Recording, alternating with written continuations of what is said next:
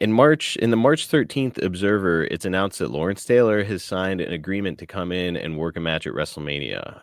Man, Lawrence Taylor was to say he's a big star is a pretty big understatement. Yeah, yeah, Uh, really. and and I mean, he's a polarizing guy too. You know, he had gotten busted for some off-field behaviors and whatnot. So it's like he's one of those guys that was kind of largely viewed as a loose cannon and sort of fits in the world of wrestling, doesn't he?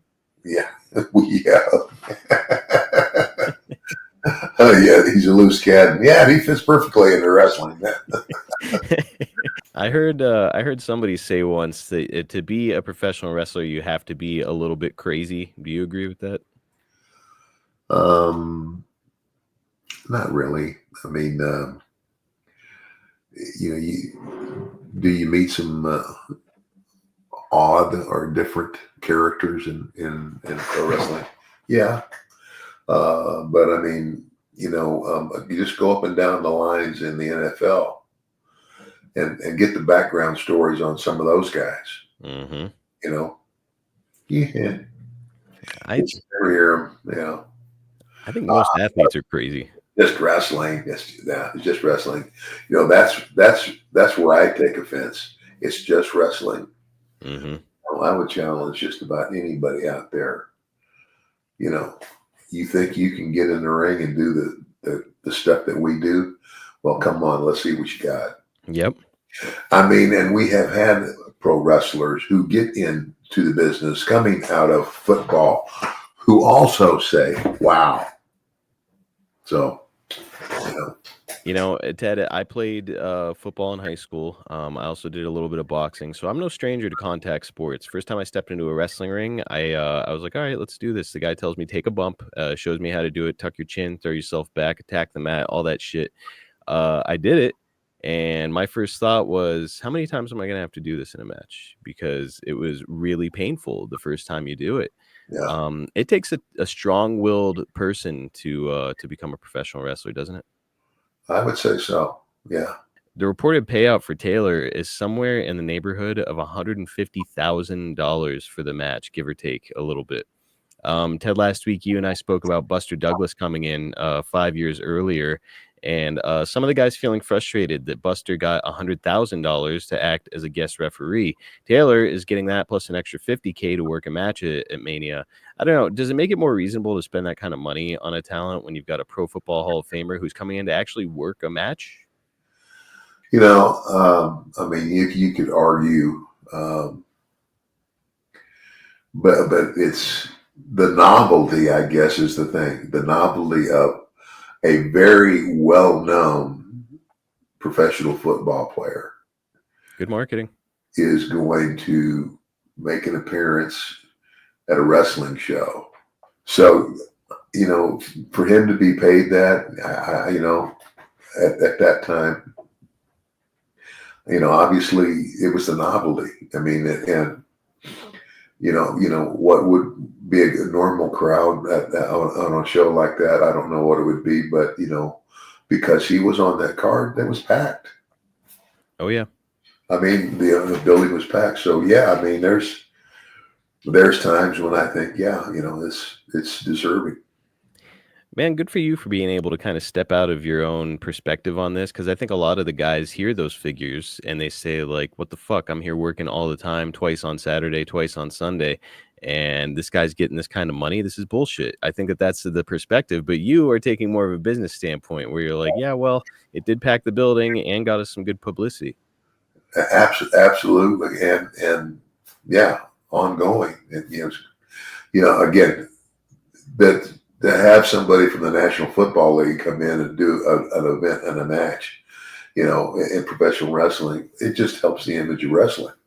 Well, it is kind of being criticized by some news outlets. Most notably, the New York Times columnist David Anderson had this to say about Lawrence Taylor participating in the match. Taylor would be accepting permanent damage to his dignity, the dignity that dominated his career as a Giants linebacker. For all his sacks, no quarterback ever accused him of a cheap shot, but now he'll be involved in a cheap stunt that evolved from his ringside presence at Royal Rumble show in January. So, Ted, man, some stiff comments there from a guy who probably doesn't even watch wrestling. What do you make of those comments? Yeah, you know what he can do? He can go jump in a lake. Yep. It's like again, um, there's somebody again. Obviously, that person looks at wrestling as just it's not a legitimate sport. I mean, everybody knows. I mean, for the longest time, even before, and basically, Vince McMahon came out and told the whole world, "Yeah, we're sports entertainment. So what? We're good." 1989, he came right out and said it. Yeah, So what's the big deal? It's nothing that nobody hasn't been able to realize or figure out for a long time. And obviously it may have surprised a few fans who were so loyal they did believe it. Mm-hmm. But by and large, I mean, it's kind of like when you go into a movie, it's a movie. That the actors in that movie aren't really the characters that you see or who they're portraying, but if they do a really good job of presenting that character, everybody's happy. Yep. Yeah, and that's wrestling. So the more realistic, that was my whole thing. It was like in my when I come down on the wrestlers of I don't know. I mean, I don't watch so much of the WWE, but I'm talking about the young guys that think they want to be wrestlers. You know, you get in the ring and you're not in there just to have a tumbling act.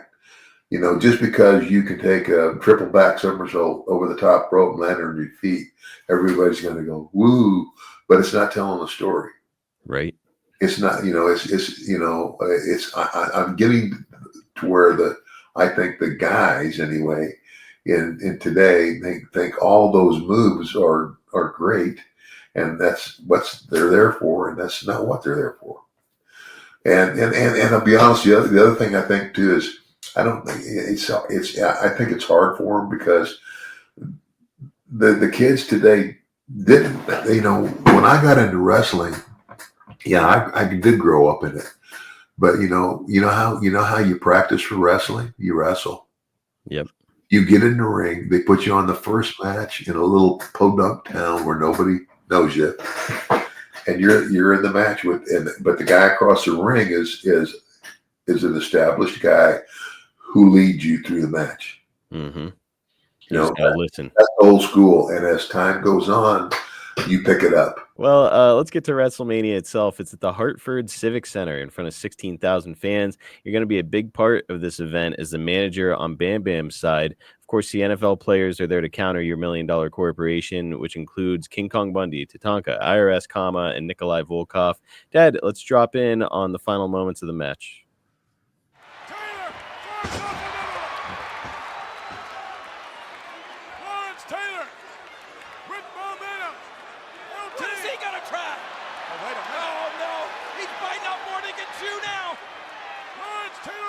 Gentlemen on the rope and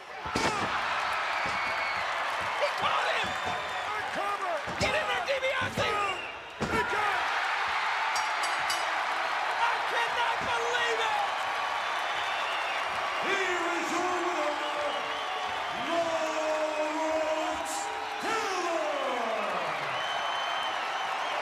He caught him right in the mouth off the second rope, McMahon! I cannot believe it!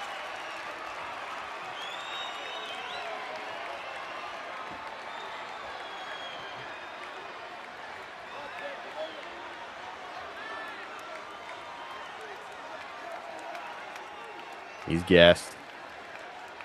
Lawrence appears to be hurt.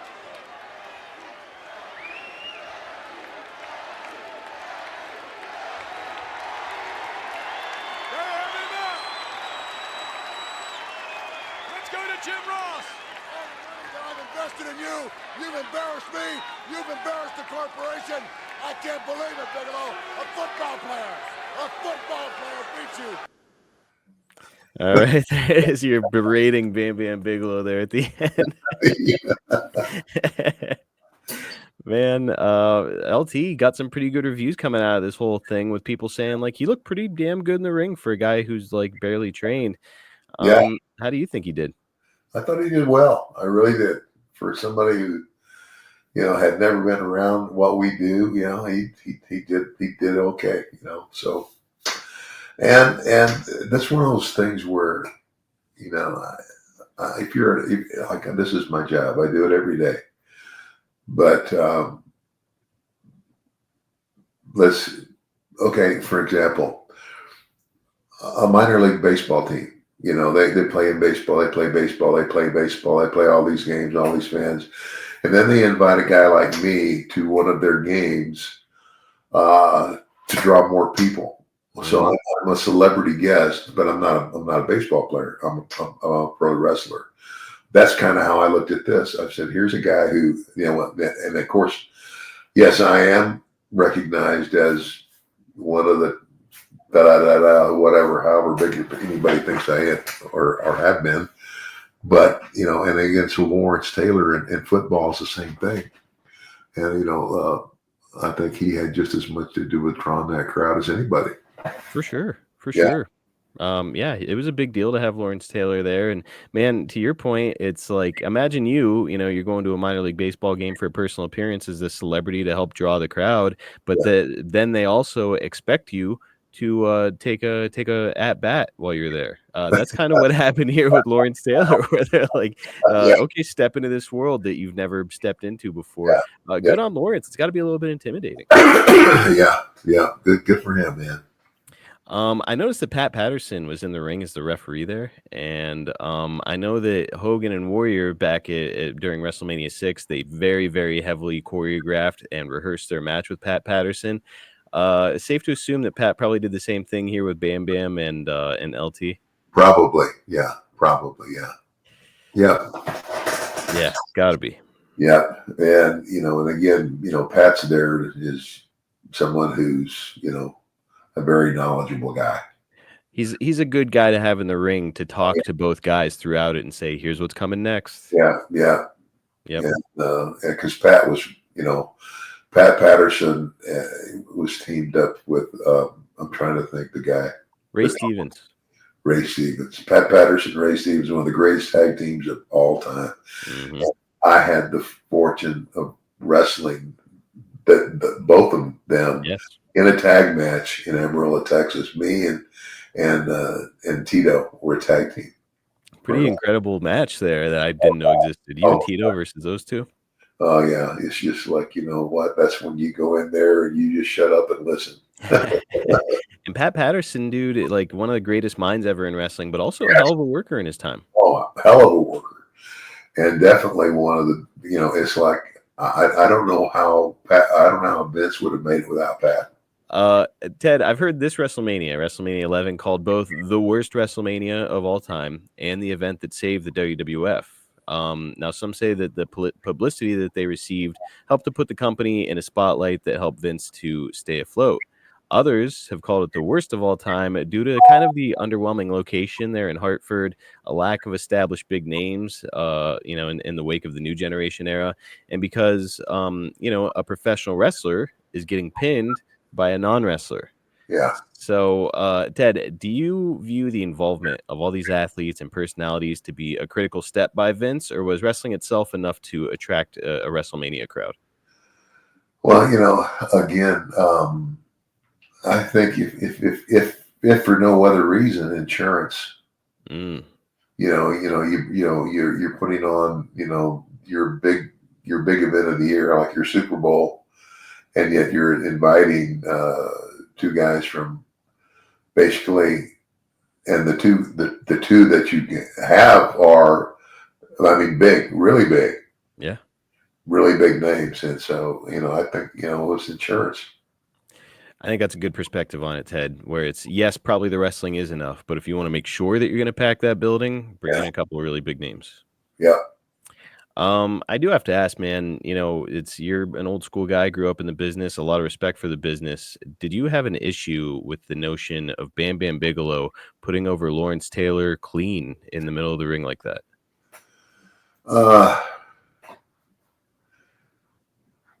Yeah, not really. I mean, if it, okay, put it this way. Bam Bam Bigelow, big guy, he's one like supposed to be one of my big tough guys. Okay, Hmm. but Lawrence Taylor wasn't in the ring with Hulk Hogan. Yeah. Yeah, I mean, and that's the deal. It's like it wasn't the best of the best on one side going against the best of the best on the other side.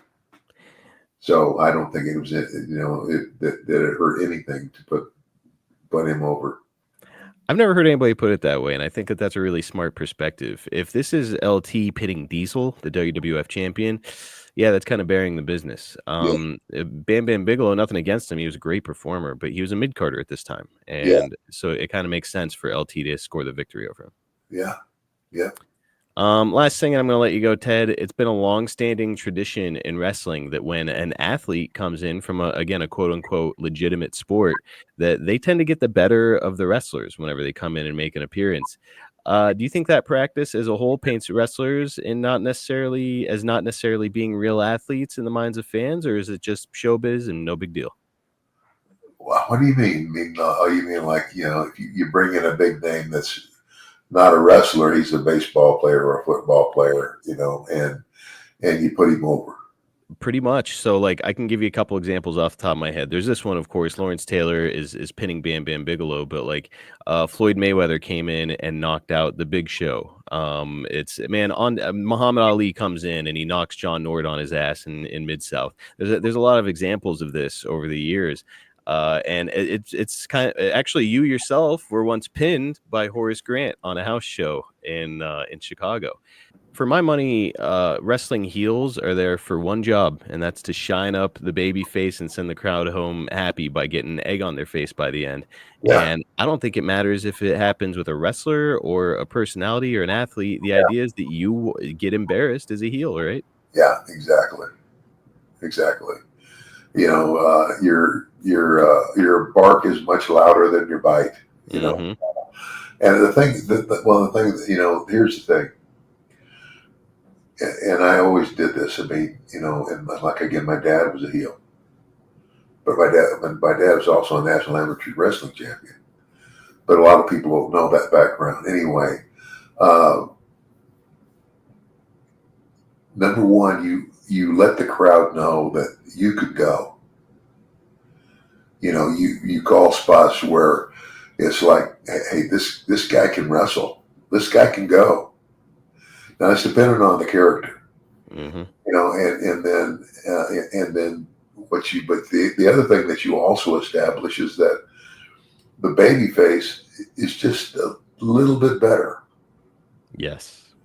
And he's out, like you do a couple of really good things and moves and what have you, and and then just seems like you can't get him. And so he's whipping your butt and whatever. And then finally it gets to whatever point in the match where it's time to get the brass knucks or do whatever you're going to do to heel on the guy. And then you start beating him down, and you beat him down, and you beat him down. But dang, you just can't beat him. You pin him, and he just keeps kicking out, and you're getting frustrated too. And so finally, you go, okay, I'll set you. So you set him up for something. You get up on the second rope, and when you come off, he just whang, drops you like a rock. I think that's what I do with Savage at WrestleMania 4. I can't remember exactly how I did it, but yeah, it was like boom, boom, dropped like a rock. Your big spot was always you'd be getting heat on the guy, and when it was time for his comeback, you'd go up to the second rope and you'd grab the double axe handle. You're gonna come down. He'd give you a shot to the gut, and you'd do a front flip. Yeah, do a front flip, and then sometimes and then one of the other things I did, and I learned this by accident. It's like I ran in.